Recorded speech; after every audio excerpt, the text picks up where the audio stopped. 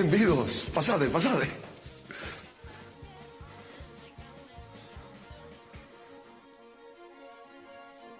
Pois ao final metíme no negocio dos pisos turísticos.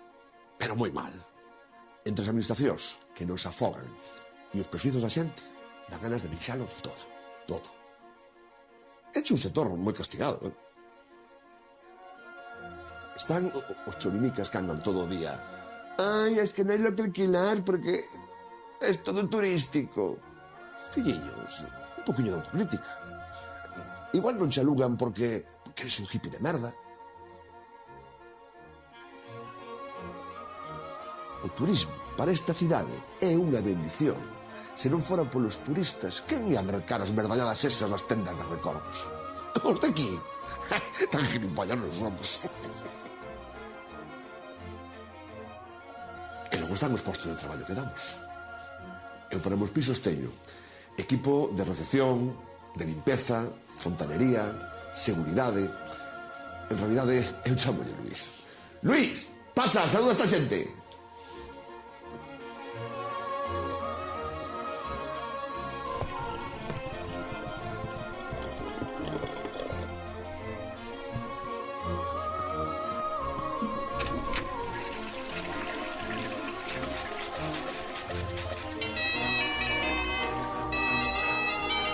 O que máis dói é a incompresión da xente. Pensan que nos forramos con isto. Se son pega de impostos que eu pago. Pero, xef, se lle cobramos a todos en B. Luís, e logo eu non fumo, non bebo. Isto tamén son impostos. Que hai veciños que protestan? Sí, pero porque son uns pailáns. Os nosos turistas son xente educadísima, silenciosa. Eu de noite non lles escoito nada. Home, tamén vostede vive nun chalé nas aforas. Eu non lles escoito nadiña. O máis complicado, atopar persoal. Pero claro, onde atopas ti xente para traballar que se poda permitir vivir nesta cidade? Mira, Luís, vive a 40 kilómetros de aquí, nun soto de 12 metros cuadrados, sin auga, sen luz, e cobranlle 500 euros. As administracións tiñan que facer algo. Agora ben, se o Concello pensa que prohibindo os pisos turísticos ímollos alugar ás familias, van dados. Donde vas a topar xente de confianza? Antes poñolle lume. Home, a min, se me deixa un prezo razonable, interesaríame. Sí, Luis, sí. Poñolle lume.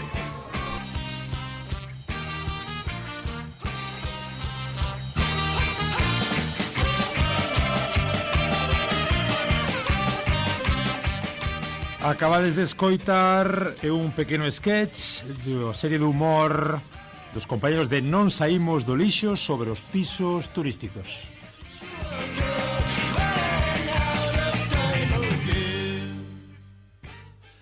Hola, como estades? Moi boas, eu son Germán Estevez, do Germano a Portuguesa, e aquí estades nun novo episodio do voso Galiportus, ese voso espazo galaico-portugués, achegando perspectivas, visións dun e do outro lado do Miño. Hoxe, como vedes, falamos de turismo, falamos dos seus excesos.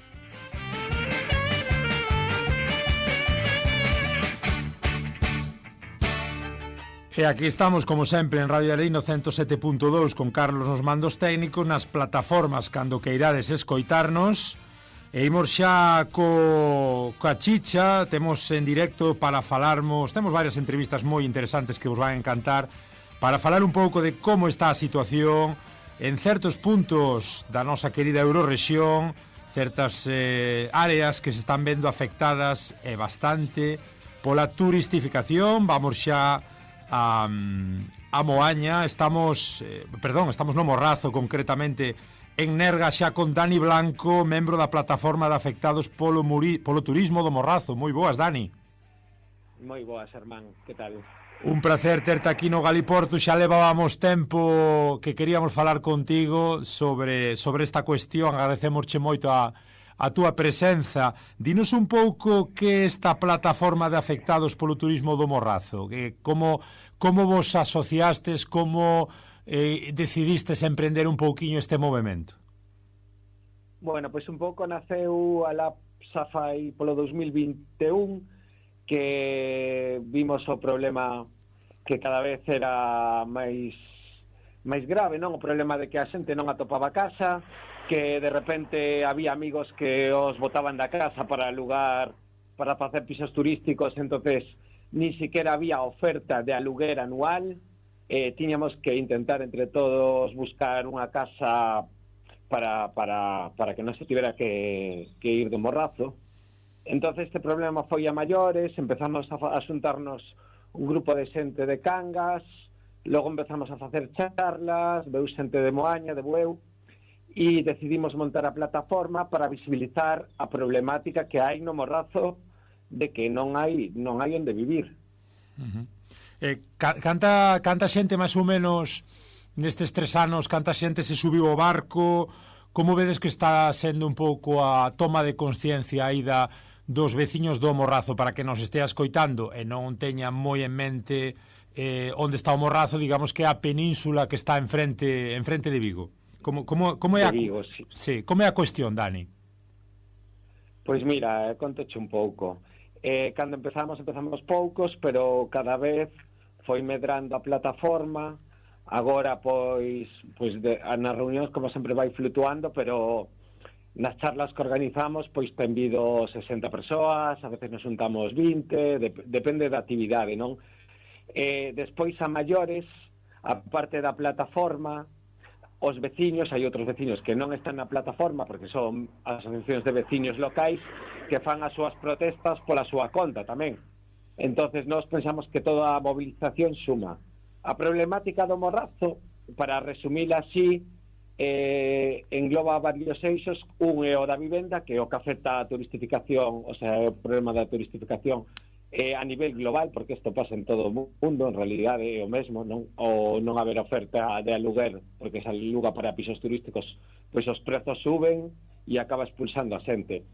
A problemática do morrazo é que isto está en unha zona moi turística, polas praias, Moaña, Bueu e Cangas, entón, cando non hai aluguer, a xente ten que marchar do morrazo directamente. E despois hai outra problemática así que afecta a moitos veciños, é o tema da mobilidade, porque o morrazo, a ser unha península, sobre todo a zona de Oío, de Aldán, pois de repente só hai unha estrada para chegar a estas zonas, entón hai a certas horas no que os veciños directamente non poden sair da casa, ou teñen coches aparcados diante da casa, e te impide sair de onde vives directamente. Pasa eso. Sí, e non hai moita posibilidade de chamar ao guindastre, non? O guindastre, pois de feito, este ano a policía local desentendeuse directamente, dixo que era zona rural e que non ian ir. Eso foi o que pasou. E acabou vindo a Garda Civil poñendo multas, pero o único que fan é poñer multas que non sei se chegan a recaudar, pero o problema é o mesmo, porque cada día veñen xente distinta. Claro. Entón aparcan pois en todos os lados, o sea, no carril peonil, diante das casas, sabes, é un descontrol total. Logo o Concello se desentende totalmente porque di que non é a súa competencia, que non pode facer nada. A Xunta de Galiza só sabemos que fai, que promover os pisos turísticos, porque dan cartos e supoño que eles tamén terán algún piso turístico que alugan, e o goberno español pois tampouco fai nada. Entón, ao final nos vemos que os veciños somos os únicos que intentamos protestar, facer algo, pero pouco se nos escoita. Digamos que o que estás comentando, Dani, non? Un pouco a parte da problemática global e do desleixo das administracións, o Morrazo é un sitio dentro da propia Galicia, é un sitio moi particular polo que comentas, non? De ser unha península que todo o mundo tenta chegar a esas praiñas pequenas, esas calas, está todo cheo de casas por todas as esquinas, ás praias non se dá chegado máis que por unha pista pequena. Claro, non se dá chegado, logo non hai sitio para aparcar nas praias, polo tanto, acaban aparcando por todos os sitios. Despois, a xente do Morrazo xa ni siquiera vai á praia no verán, porque está tan masificada que non se pode ir. Despois hai o problema que, o problema, digamos, específico do Morrazo é o tema da mobilidade, polo tema de que é unha península, entonces pois é moi complicado cando a certas horas hai tantos atascos que igual chegar a Cangas, que chegas en 7 minutos en coche, pois tardas unha hora. Se tes que ir ao médico, acaban de quitar o médico do IO, entón non temos médico aquí, porque nos quitaron, houve protestas, pero siguen sen poñelo, temos que ir a Cangas, pois non se pode chegar, por exemplo. E logo hai a problemática das vivendas e a problemática das aguas fecais, que pasan en todos os sitios que hai moitos pisos turísticos. Moita turistificación, perdón. Entón, o que sucede é que, por exemplo, a ría de Aldán está contaminada prácticamente todo o ano, máis en verán, e pois coas consecuencias que ten eso, non? Sí, a contaminación un pouco pola sobreexplotación, pola superpoboación nas épocas de máis afluencia turística, claro. Claro, porque en realidade, a ver, o que comentamos aquí, que o turista non, por exemplo, o turista gasta moitísimos máis recursos que unha persoa que vive, por exemplo, que vive aquí todo o ano. Un turista chega a un piso turístico e se ten que duchar 3 veces nun día, dúchase. E, por suposto, non vai a reciclar, nin vai a separar o lixo, porque total vai a estar unha semana, etcétera, etcétera, non? Entón, moitos máis coches, bueno, toda unha problemática que non se lle quere poñer solución, e sobre todo o problema da vivenda. Agora mesmo vivir no Morrazo está prohibitivo. A xente que aluga anual, pois prácticamente os seus amigos lle din parvo porque non está sacando todos os cartos que podería sacar facendo aluguer turístico, ou en moitos casos pois o que se promove é aluguer curso escolar para coller a profes e logo en verán aluguer turístico. Claro. É tal a problemática que non é que estén carísimos os alugueres, sino que vas ás inmobiliarias do Morrazo, que lle invito a calquera que este escoitando isto que entre nunha inmobiliaria de Cangas e que ves a oferta de aluguer anual, que entre, que pulsen aluguer anual e vai a ver como non hai nada, directamente non hai ningunha casa, non é que estén caras, é que vas e non existen. Sí. Co cal a opción sería comprar e a cuestión da compra tamén se subiu moito, non? Claro, a cuestión da compra está moi prohibitiva. O sea, estamos falando de que de media unha casa, por exemplo, na zona do Ío, que é zona rural, ou a zona de Aldán, que está considerada zona rural, pois se vai moi por riba dos 200.000 euros. Unha casa normal, non é un chalé ni nada. Sí. Cantos anos levas pola zona, Dani? Como viches, como foi a evolución ata chegar ao 2021? É dicir, como tes un pouco en perspectiva estes 10, 15 últimos anos? Como foi evolucionando o Morrazo? Sí, mira, eu son de Morrazo, pero estive en 20 anos vivindo en Compostela, e entón volvín no ano 2000, no 2020 foi a pandemia, no 2019 volvín para aquí a vivir. Cando fui a vivir para aquí, sendo de aquí eu, o sea, tendo familia, coñecidos e todo, desde que pensei en volver ata que quixen volver, pasaron 2 anos, porque non atopábamos nada que alugar. Sendo de aquí, o sea, tendo a xente aquí onde podo buscar aluguer. E a min, particularmente, cando volvín, vin que era prácticamente xa imposible alugar. De feito, por exemplo, a nos de caso particular, pasounos que alugamos un piso despois de 2 anos de buscar, 2 anos, e o día seguinte, o sea, alugámoslo, imagínate, o 30 de setembro, e o 1 de outubro, veu a dona que nos iba a botar, porque iba a facer aluguer turístico. Sí. Así estamos. A cousa está complicada. Como pensas que van ser os pasos que se van dar no futuro? Acábase de crear tamén unha plataforma fronte á masificación turística Vigo Morrazo, acaba de haber unha manifestación tamén o venres pasado, agora escoitamos tamén a Juan Medela que nos conte un pouco a cuestión. Como pensas que vai ser o tema? Porque tamén vemos Vigo colapsado no Nadal, é dicir, como... Total.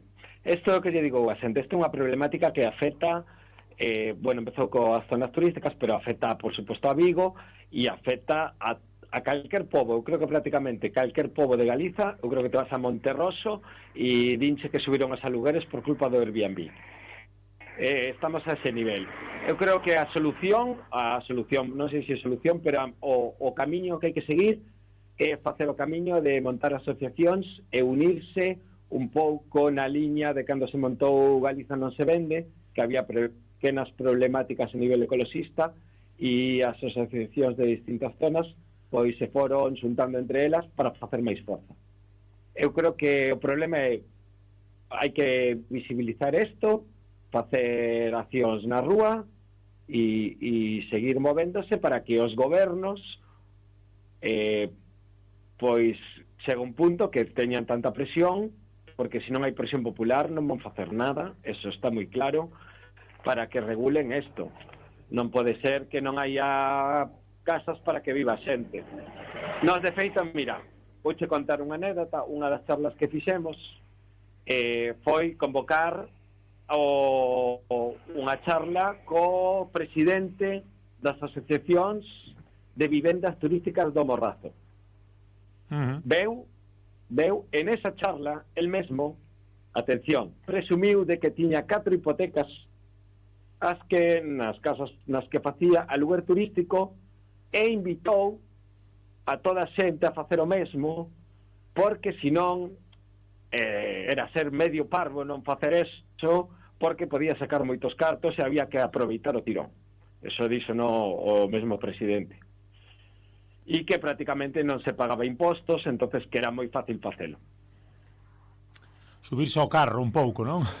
Subirse ao carro. Sí, pero tranquilamente e, sabes, dixo no ali, o sea, estaba moi seguro de que eso é o que hai que facer, o sea, non hai ningún tipo de conciencia de que a xente non poda vivir, o sea, non dalles igual totalmente, sabes? Aquí sempre, cando hai problemas deste tipo, como a turistificación, sempre ven polo tema dos cartos, non? De intentar sacar o maior número de cartos posibles, bueno, como todo tipo de cousas destas, non?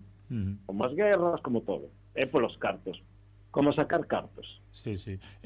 Supoño que tamén non o vimos vir, non, Dani? Porque víamos o que estaba pasando en cidades europeas xa hiper mega masificadas, o que víamos na costa pois do Mediterráneo, e pensábamos que nunca nos ia chegar algo parecido aquí.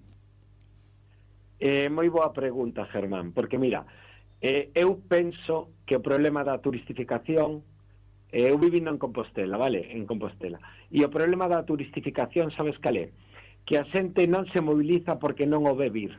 E cando se moviliza, porque di, bueno, isto non afecta aquí, ese problema non o hai, pero cando hai, muda todo o tecido comercial e todo o tecido da cidade, que é o que pasou en Compostela, é dicir, as ferreterías, droguerías, tendas de barrio, pechan, acaban abrindo tendas de souvenir, tendas...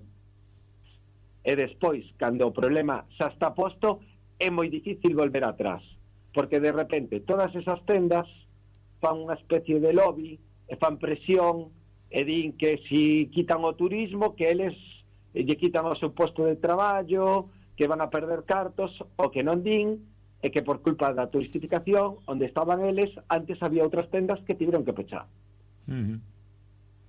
Sí, está...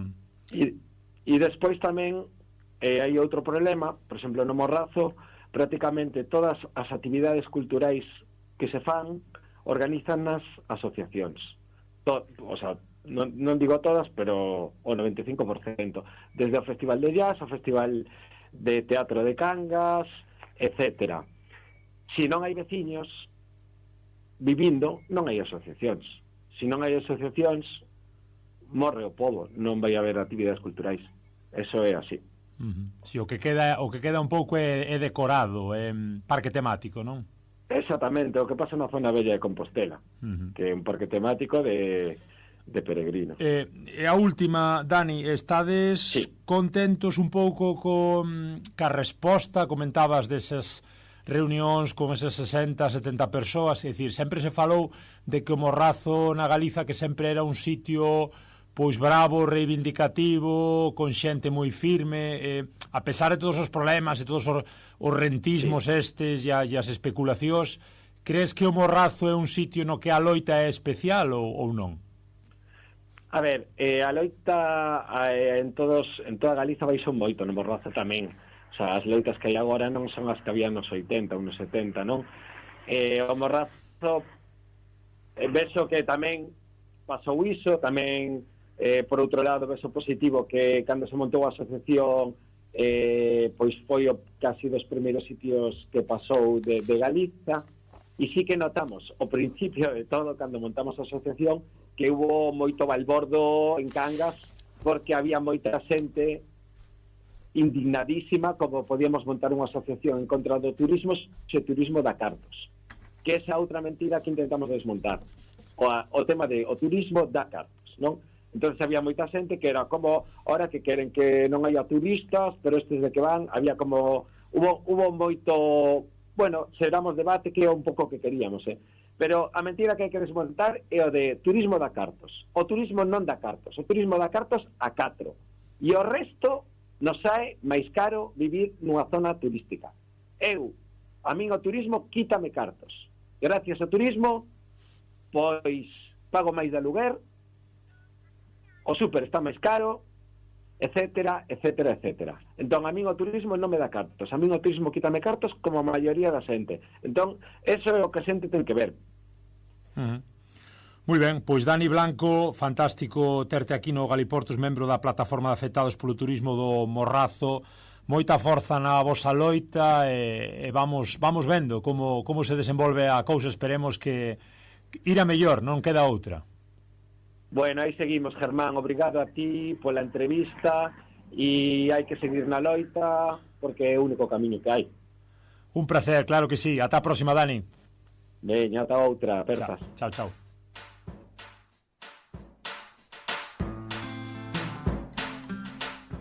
Moi ben, e completando un pouquiño a conversa con Dani, puidemos tamén pois achegarnos á realidade da recén creada plataforma fronte á masificación turística Vigo Morrazo, que ven sendo un pouco a combinación, efectivamente, das dúas beiras da ría, unha plataforma que, como digo, non absorbe esta última na que está Dani, senón que vai complementala ca realidade tamén que hai en Vigo.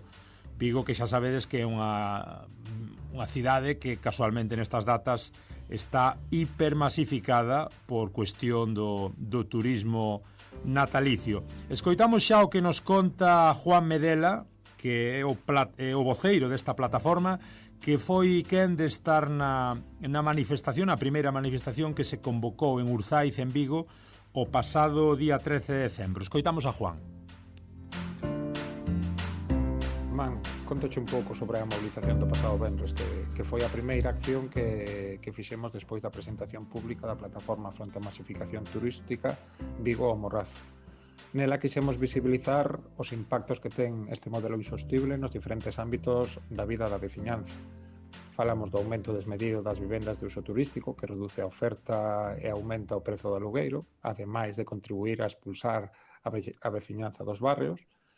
Falamos tamén da sobrecarga nas infraestructuras e servicios públicos, da precariedade laboral, dos danos no medio ambiente, do conflicto coa convivencia veciñal, o deterioro do comercio de barrio, entre outros impactos. Pero ademais de mostrar, non, como está afectando este modelo turístico a vida da veciñanza, tamén quixemos ensinar que hai medidas que poden axudar a poñer freo a este tipo de impactos, sobre todo se hai un mínimo de vontade política. Falamos de frear as vivendas de uso turístico, apostar pola rehabilitación e a mobilización da vivenda baleira, xerar un parque público de vivendas en aluguer que acade a media europea, que actualmente está en torno ao 15% do parque construído, aplicar os mecanismos de control do alugueiro nas zonas tensionadas, tal como di a Lei de Vivenda. Tamén falamos de fortalecer os servizos públicos saturados pola chegada masiva de turistas e desenvolver unha estrategia de mobilidade pública e combinada fronte ao colapso do transporte, reforzar as inspeccións de traballo e mellorar salarios e condicións das persoas traballadoras, especialmente no sector servizos, hostelería, limpeza, comercio. Tamén mencionamos a necesidade de poñer límites ao fluxo de visitantes, limitar a chegada de cruceiros, ampliar as zonas protegidas e, por suposto, vixiar o cumprimento da protección. Outras medidas que mencionamos foi a necesidade de aplicar unha taxa turística pero que revirta no beneficio local e tamén apostar por unha estrategia diversificada da nosa economía. E como nestes meses tamén se está decidindo sobre o modelo turístico que imos ter no noso país, pois pensamos que tamén é imprescindible impulsar a participación cidadá neste tipo de decisións. En canto ao desenrolo da movilización, se ben a participación cidadá no evento non foi toda a que nos gustaría, o que indica a necesidade de incidir na sensibilización da poboación sobre o tema, foi un paso importante para poñer o debate na mesa e cuestionar a aposta por un modelo turístico insostible que fai a nosa economía frágil e dependente, ademais de atentar, como acabamos de dicir, contra a calidade de vida nestes territorios. E todo elo sin esquecer o éxito que supón a confluencia e traballo conxunto de 18 organizacións sociais, veciñais, ecoloxistas e sindicais, non? Cousas que non se soen promover moito, pero que consideramos fundamental xerar este tipo de alianzas para poder confrontar precisamente o monstro o que intentamos bater. Agora toca planificar as vindeiras accións para lograr ese Vigo e o Morrazo para vivir e onde a veciñanza ocupe precisamente o lugar que lle corresponda como centro das nosas vilas e cidades.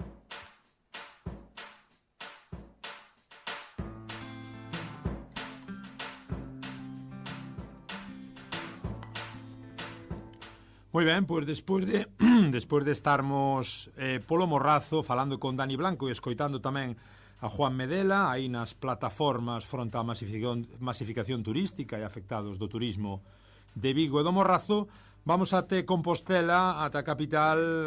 Temos xa en directo a Mon Vilar, veciña do barrio de San Pedro e presidenta da Asociación Veciñal A Xuntanza desde 2018. Moi boas, Mon. Hola, bo día, que tal? Moi ben todo, graciñas por nos atenderes. Contanos un pouco como é a situación en Santiago, vista tamén desde o barrio, de como tamén como presidenta desa asociación veciñal, que vedes, que detectades? Bueno, para nós agora mesmo o problema máis acuciante é o tema da vivenda residencial. Sin duda, a cidade leva evolucionando cara a un modelo de turistificación bastante evidente nos últimos anos, que se ve moi reflexado a partir do desconfinamento, ¿no? da desescalada, a partir da COVID, e bueno, houve un momentiño no que parecía que a xente era como moi consciente, que os alugueiros estaban como estabilizados, pero a partir do ano 21 volve outra vez o boom turístico e o que está conlevando é unha desaparición progresiva de vivenda de uso residencial, ¿no? Ahora mesmo o que estamos vendo é que un barrio como o noso, que é un barrio extramuros do casco histórico, pero ainda así é parte do espazo de protección, é parte do casco histórico de Compostela.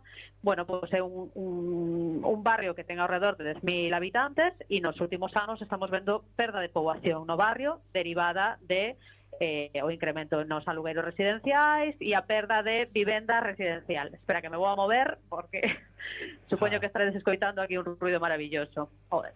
No, escoitamos ben, non te preocupes. Sí, vale. Que, bueno, por motivos tamén de zona bella, aquí a cobertura é escasa e temos que andar un pouco a fuxida da pedra. Nada, o que vemos principalmente é iso, que agora mesmo é a nosa principal demanda, non? A necesidade de que as administracións poñan freno á sobreturistificación dos espazos de vivenda, que se actúe directamente sobre a regularización da vivenda e que poda favorecer o asentamento poboacional, ¿no? E que deixemos xa os barrios, sobre todo, de ter esa perda de poboación derivada de que a xente non pode vivir en esta cidade. Non é prácticamente imposible atopar un alugueiro para unha familia ou para unha persona individual que poda ser asumido económicamente. Que se está facendo, Mon, aí desde a Asociación Veciñal da Xuntanza que presides desde 2018, como foi esa evolución nos últimos 10-15 anos? comentas un pouco de perda de poboación, non? Que se está, Sí. a xente que reclama, que comenta, que di? Claro, nos vamos a ver, a Asociación Veciñal da Xuntanza é unha entidade que leva activa desde o ano 1977. É Claro. dicir, ten unha trayectoria histórica bastante considerable. Eu son presidenta desde o ano 2018, pero a Asociación Veciñal xa no ano 2014 puña o foco de atención no proceso de turistificación que se estaba dando na cidade, non? E da necesidade de desenvolver un modelo de cidade no que o turismo, evidentemente, é un sector relevante, pero non é o prioritario. E non tampouco, os datos tampouco nos amosan que sexa o máis importante da cidade a nivel económico, non? Hai outros sectores que son relevantes. Nós temos un barrio que foi evolucionando ao longo dos últimos 47 anos e se conseguiu dunha maneira ou outra unha renovación de poboación, un cambio de modelo de barrio, pero sempre mantendo ese ideal de barrio vivible, barrio de servicios, e terceiro eixe comercial, de comercio de proximidade na cidade, por exemplo, e desde esos parámetros a asociación sempre estivo, de alguma maneira, vinculando o barrio con un modelo de vida. A asociación veciñal, ademais está a comisión de festas, promóvense espazos lúdicos, espazos de recreo, espazos de intervención comunitaria, sempre con esa idea de o barrio hai que vivilo, o barrio é o lugar onde nos estamos, e o barrio crece e se modifica coa xente que estamos aquí. Como te decía, a partir do ano 2020, bueno, realmente penso que cando fomos conscientes de en que cidade estábamos habitando foi no confinamento, non? Cando tiñamos aquela posibilidade de salir en 1 kilómetro a redonda, creo que moita veciñanza redescubriu e decatouse de que estaba pasando na cidade, non? Redescubriu a cidade, redescubriu os espazos, redescubriu a importancia de poder moverte na túa cidade sin interferencias, sin dificultade, e cando veo a desescalada, creo que a veciñanza fomos máis conscientes do incremento de poboación que ten unha cidade que non é capaz de asumir. E a partir de aí, bueno, pues empezou a haber, sí que é certo, unha movilización social e un rexeitamento, non, deste modelo de sobreexplotación turística, sobre capitalismo, bueno, pues todo este avance, non, de destruir unha cidade, de destruir a vida da cidade para un sector económico concreto como é o turismo. Nos a partir de aí, no ano 2020, vendo que realmente a nosa veciñanza empezaba a verbalizar e empezaba a trasladarnos, non?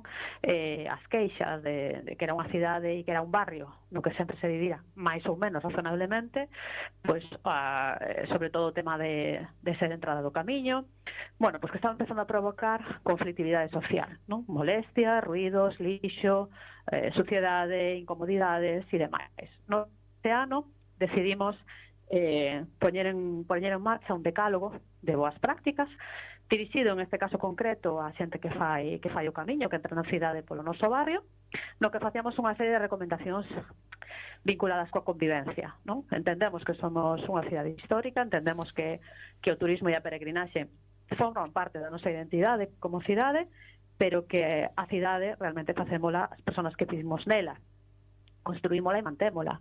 Entonces, bueno, pues en varios eixes temáticos, pues intentábamos trasladarlle as inquedanzas a xente que nos visitaba. A verdade é que puxemos carteliños polo barrio e a nosa web.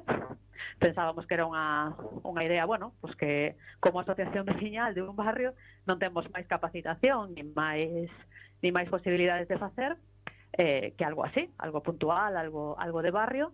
Pero bueno, tuvo moita sona, saliu en medios tanto nacionales como do Estado, e a raíz de aí, bueno, pues pensamos que puxemos esta cuestión na axenda política. Hubo posicionamentos alrededor dese decálogo que, insisto, que era propositivo.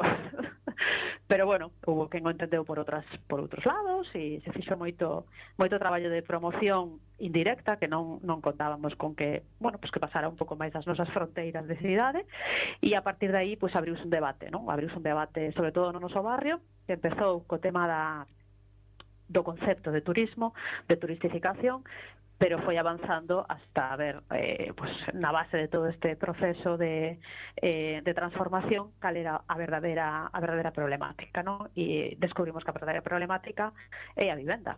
É dicir, o turismo afecta directamente a nosa posibilidade de seguir vivindo nos nosos barrios.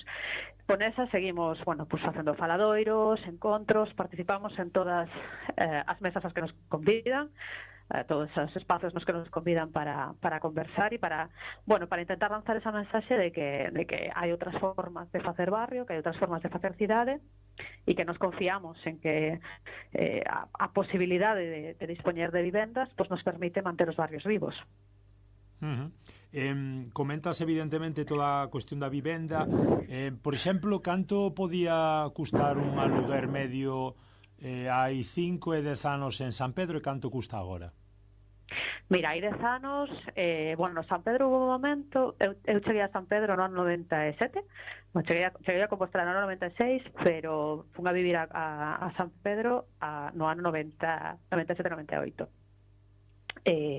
Pois daquela era un barrio case de extrarradio, por decirlo de alguma maneira, non era un momento no que se estaba empezando a reconfigurar, non? Vivendas de uso tradicional, residenciais, vivendas que non estaban acondicionadas, insisto, forma parte do plan de protección especial da cidade, entonces, había moitas dificultades, xente moi maior. San Pedro é un espazo que ten unha poboación maior importante e pouco a pouco eso foise reconfigurando porque hubo cambio xeneracional nas vivendas e daquela un aluguer en unha vivenda eu cheguei a pagar por un piso 300 euros con 4 ou 5 habitacións. O sea, pisos grandes, pisos de protección oficial en determinadas zonas do barrio, que daquela, estaban como moi fora, non? Do marco do mercado residencial. Sí. Non había calefacción, eran húmedos, non estaban restaurados, non estaban reformados. Sobre o ano, contra o ano 2000 e algo, aí sí que hubo un cambio, unha remuda importante, hubo quen comprou esas vivendas, quen reformou esas vivendas, quen restaurou esas vivendas, e tuvo un incremento, evidentemente, o precio do alugueiro. Ainda así, había zonas que mantiñan uns prezos asumibles, non? Estábamos falando mellor, entre 300 e 500 euros, pero para que entraran a vivir, daquela estudiantado, 3 ou 4 personas que podían vivir en esos pisos, non? Agora, a día de hoxe, a media de un piso tipo estudio, é dicir, unha habitación, un baño e unha salita comedor, destas con cocina americana, pode rondar os 600-650 euros, e a partir de aí todo para arriba. O que estamos vendo é que, por exemplo, no confinamento, veciñas que estaban alugadas en pisos por 350-400 euros, mantiveronlle eso o prezo durante eses anos, durante o 19, 20, 21, e a partir do ano 22 o incremento mellor era o 60% por encima dese prezo de partida, non? Entonces, claro, estamos falando de personas que pasan de pagar 400 a ter que pagar 800, 900 euros, que non é asumible coas súas rendas mensuais. Sí. Hai un debate tamén interesante, sobre a cuestión da taxa turística, sobre todo en canto a cidades, e concellos, como é o caso de Santiago, que recibe moita afluencia. Comentabas a cuestión dos peregrinos que certamente cruzan, atravesan todo o barrio camiño da porta, non? Da porta de entrada á parte bella e á catedral como obxectivo final. Taxa turística sí ou non? Como ves o debate? Xa non che digo como ves o posicionamento, sino o debate tan propio en Santiago. Mira, nós estamos moi orgullosísimas, diría, de ser a primeira asociación na cidade que puxo sobre a mesa a necesidade de taxa turística xa no ano 2015. É dicir, xa no ano 2015 nos falábamos de que noutros entornos similares en Europa había unha fiscalización, non? Porque a taxa turística non é unha medida disuasoria. A taxa turística é unha taxa de fiscalización dun sector económico que repercute na vida diaria da cidadanía, non? Que ocupa ese espazo. Nós estamos totalmente a favor de vamos apostando por esa taxa, xa te digo, desde o ano 2015. Así que a día de hoxe para nós este debate, é un debate que é moi tendencioso, e que, que pode ter moitas aristas ou que pode ter moitas vías de análise, pero o que sí que é certo é que a cidade a día de hoxe unha cidade de 90.000 habitantes, que non chega a asentar a 100.000 habitantes nos últimos 20 anos de ninguna maneira, non é capaz de asentar, evidentemente porque non hai onde vivir. Unha cidade de 90.000 habitantes que nos meses punteiros que antes eran de Semana Santa hasta setembro e agora é prácticamente durante todo o ano, pode chegar a duplicar o número de personas que transitan a cidade. Eso significa que hai un incremento exponencial de gasto, por exemplo, no tema dos servicios básicos, ou, por exemplo, o tema dos lixos, o tema da recollida do lixo. O que estamos vivindo en estos momentos nos barrios é que hai non sei como explicarlo, ¿no? Pero o que estamos vendo é que se está dedicando moito esforzo a manter a zona do casco histórico, a zona da Almendra ao redor da catedral, por exemplo, en unhas condicións de higiene máis ou menos aceptables, e eso vai en detrimento, por exemplo, da recollida de lixo nos barrios ao redor das murallas, ¿no? É dicir, non pasan a recoller. Por que non pasan? Pois porque non hai capacidade para facelo. É dicir, hai unha contrata que cubre unhas necesidades básicas. Se as necesidades se duplican ou se triplican ao longo do ano, pois evidentemente non hai recursos para facelo. E nós entendemos que a taxa ten que servir para eso. E se recibimos un número X de visitantes, a aportación económica para soster a cidade ten que facela tamén que nos visita. Así que para nós aí non hai ninguna dúbida. A taxa turística sí. Outra cosa é como hai que organizala, cara que se ten que derivar. E aí podemos abrir o debate, pero está claro que é un modelo de fiscalización que está funcionando, non é unha novidade, non é algo que nos saquemos, non é algo que decidamos, vamos a ver que pasa, non. É dicir, hai cidades nas que se ven aplicando e nas que se ve que, efectivamente, non disminúe o número de visitantes, eso habería que buscar outras alternativas, pero, polo menos, hai esa parte de participación por usar unha cidade na que estás xenerando toda unha serie de gastos á propia cidade e á cidadanía que está ali sostendo para que ti podes visitarnos. Bueno, pues eso ten que revertir en benestar da propia cidade e en mantemento, sendo esta ademais unha cidade histórica que require un mantemento total e absoluto de maneira diaria, bueno, de que só sea, por exemplo, o tema da pedra. Antes falábamos ca xentiña de Vigo e do Morrazo, Mon, sobre, bueno, un pouco tamén de trasfondo a peculiaridade rural do Morrazo hipermasificado e despois a cuestión de Vigo que todos vemos agora no Nadal en que se convirte Vigo. Con Compostela, é dicir, tamén todo é por e para o peregrino. Este foi un pouco o modelo das últimas décadas. Como se pode reinvertir, como reinverter ou decrecer nese sentido? É dicir, que políticas fan falta? Xa sei que non é o teu caso defender a posición política, pero por onde poden ir un pouco os tiros nos próximos anos? Bueno, a verdad que esa é unha pregunta moi difícil, ¿no? Porque sería como un pouco de bola de cristal, ¿no? Claro. Por onde tirar.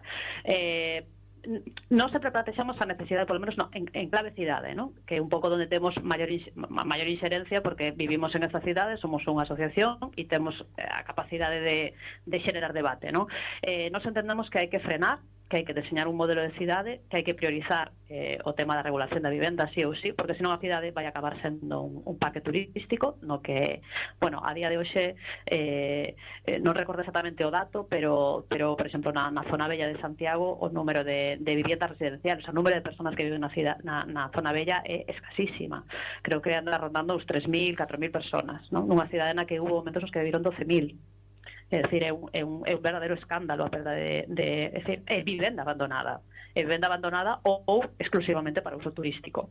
Eso é un problema, eso hai que pararse a reflexionar sobre eso e buscar políticas activas, ¿no? de revisión tamén, por exemplo, en na zona bella aquí hai unha problemática importante que ten que ver coa restauración e a renovación da vivenda para uso residencial en base aos criterios patrimoniais, ¿no? É dicir, o que se pode e o que non se pode facer, que tamén é unha parte importante do debate sobre por que se está vaciando estos espazos, ¿no?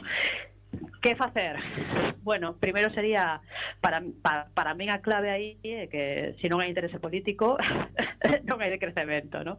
E bueno, unha cousa é a cidade e o goberno local hasta onde pode actuar, e ten que actuar en clave cidade exclusivamente, coas competencias que ten, xenerar debate debate, facer participe a ciudadanía do que necesita e poñer o foco de atención á ciudadanía, facer a protagonista da súa propia historia dentro da propia cidade, non? Como un elemento de valor, é dicir, que na cidade de Santiago haya barrios, que na cidade de Santiago teñamos veciñanza activa, é un valor engadido para soster unha cidade histórica. Despois estaría, pues todo o debate a nivel da administración xeral, non? É dicir, o que temos claro aí é que a Xunta está estoupando a galiña por todas partes, é dicir, non fai moito o presidente dixo que todavía o camiño era todavía máis explotable, non? Entonces aí está claro que en ese discurso en ningún momento se plantexa a idea nin de crecer, nin xa de parar. É dicir, igual con esto xa vamos ben, non? É dicir, estamos falando de un turbocapitalismo e dunha sobreexplotación do recurso, en este caso urbano, extraordinario, non? Entonces aí hai o certo é que temos un pouca confianza, non? Salvo que hai un cambio radical de idea de modelo turístico para o país, está claro que é inviable, non?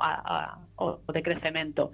O que vivimos é un modelo turístico non só xa para esta cidade, que evidentemente está aí a meta, non, do Camiño de Santiago, é chegar a Santiago, pero xa non. Agora casi a meta é chegar a Fisterra, claro. Non? É chegar aquí, facer parada e chegar máis alá, non? É dicir, eu creo que unha das grandes problemáticas que temos é que se está xa cobeizando ou facendo camiño todo o propio país, non? E entonces ao final é un modelo estandarizado de parque temático, de que todo é Camiño de Santiago, non? Eu son de Bayona e agora resulta que por onde teñen casa nos pais, agora pasa o Camiño de Santiago.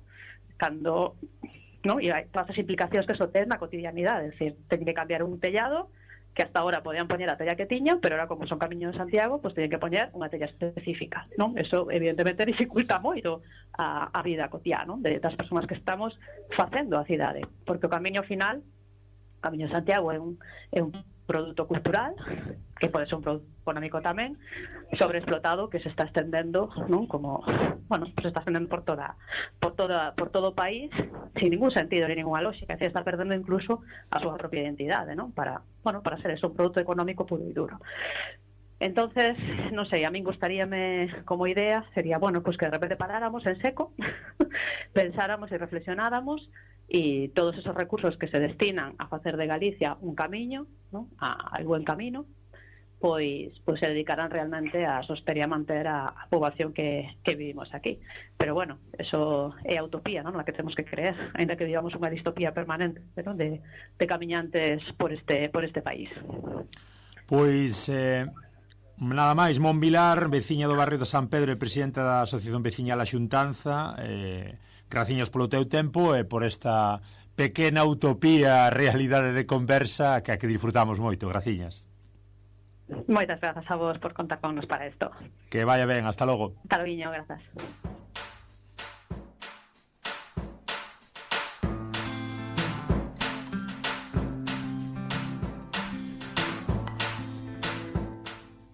E despois de Compostela tamén temos que atravesar a raya. Vámonos xa ata o Porto a falarmos tamén co activismo, a ver como está a cousa da turistificación pola capital do norte, polo Porto.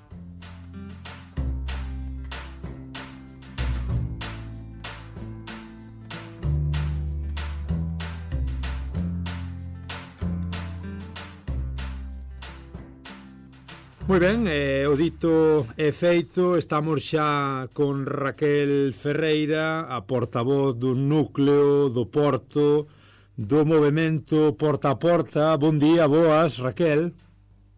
Bon día. Un placer saudarte. Contanos un pouco que é isto do movemento Porta a Porta. Então, antes de mais, obrigada pelo convite.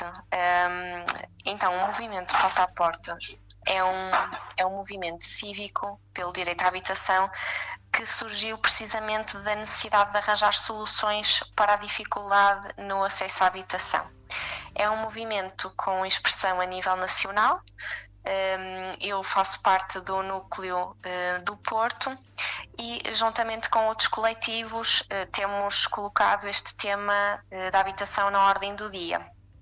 Pronto, Basicamente, o movimento Porta a Porta tem este objetivo de denunciar e exigir responsabilidades a quem realmente as tem. Que se está a facer, Raquel? Estáse traballando un pouco aí nos barros do Porto? Estáse intentando un pouco xuntar máis persoas no movimento? Como é un pouco a realidade aí da asociación? Sim, portanto, nós no último ano e meio, mais ou menos, já tivemos 4 manifestações pelo direito à habitação. Portanto, além destas grandes ações de massas, nós temos tentado chamar mais pessoas e sensibilizar para esta questão da habitação, porque não é um problema só dos jovens, nem é um problema só dos idosos, é um problema intergeracional e que já afeta também todo o país e até toda a Europa. Portanto, nós queremos que as pessoas se consciencializem de que há soluções. O que existe também é uma falta de vontade política por parte do governo, neste caso. Portanto, nós temos feito várias ações de sensibilização, temos entrado em contacto com as populações dos bairros, temos também focado muito na questão do aumento das taxas de juros no crédito à habitação, porque lá está, este problema já afeta várias camadas da sociedade. Para os que temos frecuentado, para os que fomos ben veces ao Porto, todo o mundo pode comprobar, Raquel, como foi a evolución da cidade invicta, non? Como era o turismo nos 90, como lle mudou un pouco a cara o turismo tamén á cidade. Como nos faz esa retrospectiva? É dicir, como recordas o Porto hai 10, 15 anos e como foi mudando? Ora bem, eu acho, e creio que isto é uma opinião geral, que o Porto mudou bastante nos últimos anos. Nós sabemos perfeitamente que o turismo é um setor importante na economia do país e mesmo da região do Porto. Mas também vemos que a sociedade, a cidade está cada vez mais descaracterizada, ou seja, aquela essência das gentes do Porto, aquele sentido de comunidade em que os vizinhos se conheciam uns aos outros e se tentavam ajudar uns aos outros, tudo isso tem vindo a desaparecer. Portanto, é triste nós vermos a cidade à venda, de certa forma, e sentir que pessoas que viveram aqui a sua vida inteira estão a ser expulsas para que depois haja mais um alojamento local, haja mais um hotel, haja mais um empreendimento de luxo. Portanto, todas as características que a cidade do Porto tinha, até aqui no centro histórico, se tem vindo a perder por causa da massificação do turismo. E que lle dicimos a aquela xente que pensa que o turismo tamén trouxo riqueza ao Porto, aí nas caves, en forma de, un pouco a afluencia, buscando ese break, esa excursión a unha das cidades xa máis importantes de Europa a nivel turístico? Ora bem, como eu disse há bocadinho, nós sabemos que o turismo é importante e que é um setor que mexe bastante com a economia. No entanto, nós acreditamos que essa riqueza e esse desenvolvimento não chega a toda a gente. Ou seja, existe aquela teoria de que vem trazer benefícios para a população e que vai melhorar a vida das pessoas, mas não é verdade. Aquilo que se vê é que a requalificação, todo o desenvolvimento, etc., tem ajudado quem tem mais posses, digamos assim, do que propriamente aqueles que vivem cá e trabalham cá. Portanto, sim, há de trazer bastante dinheiro aos cofres da autarquia. Agora a questão é para onde é que vai esse dinheiro, porque honestamente não tem sido canalizado para melhorar a vida das populações. Falabas aí un pouco, Raquel, de vontades políticas. Como é esa vontade da Cámara Municipal? Quen pensas que está deixando de actuar onde debería máis? É unha problemática máis municipal ou tamén o goberno do Estado non está sabendo atallar a problemática? Nós, no movimento Porta a Porta, apontamos o governo como o principal responsável pela situação que estamos a viver no que diz respeito à habitação, porque efetivamente as autarquias podem fazer muito, mas nem todas têm a mesma capacidade de execução. Pronto, então, se não houver medidas a nível central, a nível do governo, para regular o mercado, para criar mais habitação pública, sem isso, muito dificilmente a questão da habitação vai ser resolvida. Portanto, nós temos como principal responsável o governo e imputamos essas responsabilidades ao governo central, obviamente não descurando aquilo que as autarquias e que os municípios também podem fazer, tendo obviamente uma clara noção de que a capacidade dos municípios não é igual em todo o país e que precisamos de soluções mais profundas. Para ter unha idea, Raquel, quanto custaba un aluguer no centro do Porto hai 10, 15 anos e quanto custa agora? Ora bem, eu não consigo precisar os preços, mas neste momento andará talvez por um T1 à volta dos 1.200 euros. Un T1, desculpa, na perspectiva do norte do Miño, un T1 ven sendo un apartamento cun cuarto só, non? Sim. Sim. 1.200 euros. À volta disso, sim. Sim. É dicir, é muito difícil. Claro. Sim. É difícil nós encontrarmos um apartamento T0, T1 a menos de 800, 900 euros. Pronto, obviamente que o salário mínimo em Portugal são 820 euros, portanto uma pessoa acaba por ter que fazer escolhas, ou paga a casa, ou come, ou compra a medicação. Portanto, é muito difícil e tem sido muito difícil nos últimos tempos viver num país em que os salários não acompanham o aumento do custo de vida. Claro. É dicir, moitas das persoas acaban por ir na dirección de bairros un pouco máis lonxanos. Non sei como está a situación por Matosiños, por Malla, por Valongo, por un pouco pola periferia do Porto, se está a cousa un pouco millor. Honestamente não.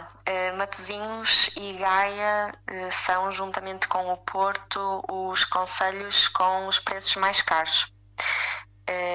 Até Matosinhos temos ali aquela zona à beira da praia, portanto toda Matosinhos Sul está caríssimo, e eu falo porque sou de Matosinhos, portanto tenho essa noção, mas mesmo as freguesias mais para o interior dos concelhos estão igualmente caras. Pode haver, obviamente, uma ligeira variação de preços, mas é muito caro na mesma para aquilo que nós ganhamos. Portanto, há muita gente já com dificuldades e só se vê até nas redes sociais pessoas à procura de casa a menos de 600, 700 euros, e mesmo assim já é um esforço enorme pagar esse valor, não é? Como ves un pouco o futuro, Raquel? És optimista? Como ves a cousa a 5 ou 10 anos vista?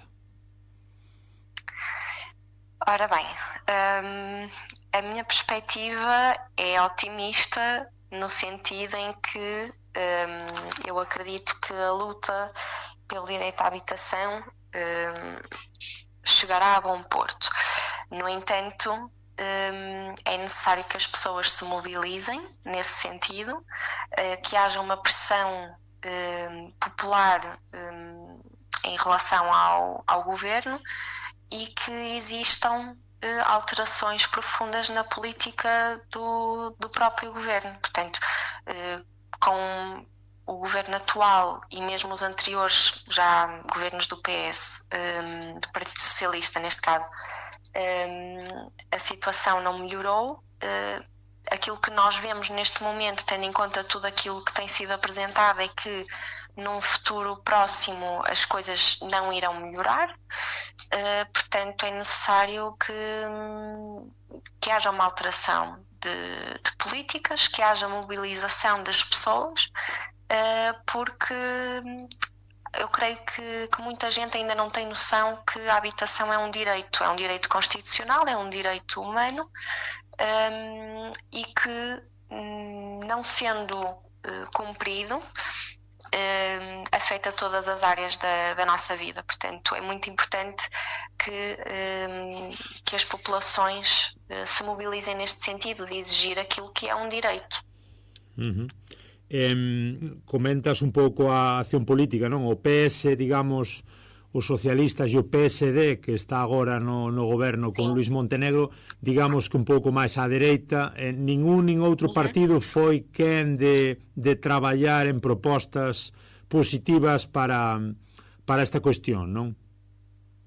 Exatamente. Aquilo que nós temos visto nos últimos anos e agora com o governo atual é que as medidas relativamente à habitação têm vindo a aumentar os lucros da banca, a dar benefícios fiscais aos nómadas digitais, aos investidores estrangeiros e não só, através dos vistos gold, por exemplo. Portanto, aquilo que estas políticas têm ajudado é a haver mais dinheiro para a banca, para os fundos imobiliários, para os grandes grupos económicos, enquanto a população que trabalha tem visto a sua vida cada vez mais dificultada. Portanto, nem um nem outro, honestamente, tiveram e têm as respostas que são necessárias, no nosso entender. Sí. Comentas, Raquel, e xa acabo, comentas a cuestión dos nómadas digitais. Entendo eu que o Porto é unha cidade que está na moda e que hai moitas persoas que escollen o Porto como destino para traballar como nómadas digitais, non? É dicir, é unha cidade internacional nese sentido. Sim. Temos notado um aumento significativo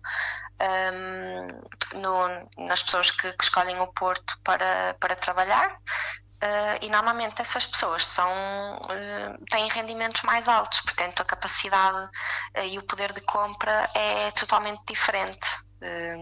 Mais uma vez, precisamos de soluções que ajudem as pessoas que têm menos e que vivem com o salário que é o salário mínimo nacional, que é a maior parte da população. Como podemos seguir un pouco o vosso movimento? Tendes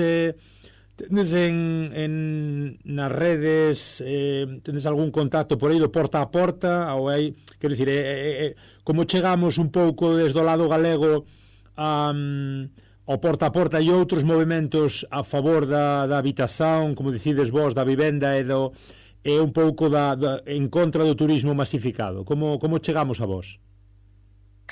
Ora bem, nós temos páginas nas redes sociais, temos no X, temos Facebook e Instagram e também o TikTok, portanto Porta a Porta, DH, no Instagram, E temos também o nosso site, que é portaaporta.pt, onde podem seguir toda aquela que é a nossa atividade, o nosso manifesto, as soluções que nós propomos, e a partir daí também seguir outros movimentos e coletivos, não só na cidade do Porto, mas também no resto do país, que lutam exatamente pelo direito à habitação. Portanto, a partir daí podem seguir o nosso trabalho. Porque falamos agora con xente de Vigo, de Santiago, Raquel, no Porto hai plataformas polos afectados do turismo, concretamente? Hai plataformas anti-masificación turística ou é simplemente a cousa máis focada para o direito á habitación? É mais focado no direito à habitação. Portanto, não há nada que seja só anti-turismo ou anti-massificação turística. Nós temos as plataformas pelo direito à habitação e depois isso engloba tudo o que diz respeito à habitação. Gentrificação, turistificação, despejos, etc. Portanto, engloba um pouco de tudo. Pois Raquel Ferreira, portavoz do Núcleo do Porto, deste movimento fantástico Porta a Porta, aí na loita por recuperar os barros e as xentes do Porto, por darlle ese direito a continuaren a ser habitantes da súa cidade. Obrigadísimo polo teu tempo, polo vosso esforzo e até a próxima. Nada, muito obrigada e bom trabalho. Chao, graciñas. Obrigada. Escoito Galiportus cada semana en Radio Illariz 107.2 da FM os sábados de 12 a 1 e redifusión sábados ás 10 da noite e luns ás 6 da tarde. Tamén na súa emisión online e nas emisoras da Coac FM Coruña. Se prefires, tesnos nas plataformas en iVoox, Spotify, Apple Podcast, Podgalego, Deezer e tamén no YouTube. E non esquezas seguirnos nas redes, enviarnos calquera dúbida, proposta ou queixa a galiportuspodcast@gmail.com.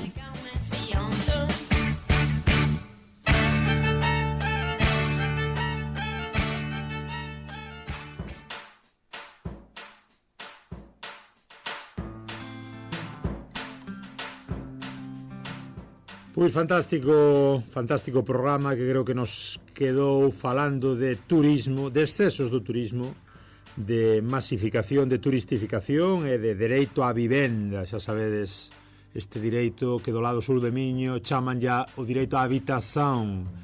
Graciñas polo voso tempo, pola vosa escoita. Como dicimos, seguimos a traballar por máis e mellores contidos. Hoxe vamos embora, marchamos cun tema de Deolinda que pensamos que encaixa moi ben na cuestión turística e que di aquelo de que o teu ben fasme tan mal. Aí como no turismo decimos, como que comenta Deolinda, non? Eso que aparentemente é tan bo, é tan positivo, moitas veces o turismo acaba por volverse en contra nosa. Como decimos, quedamos con Deolinda, mal por mal. Obrigado, chao.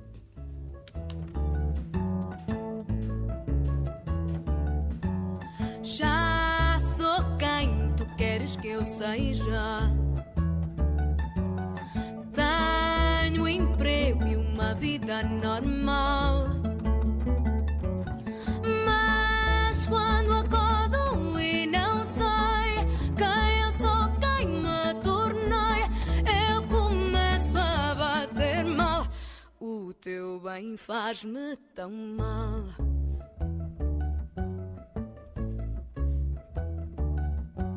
Já me enquadro na tua estrutura, não ofendo a tua moral. Mas quando me impões o meu bem, eu ainda sinto a quem. O teu bem faz-me tão mal. O teu bem faz-me tão mal.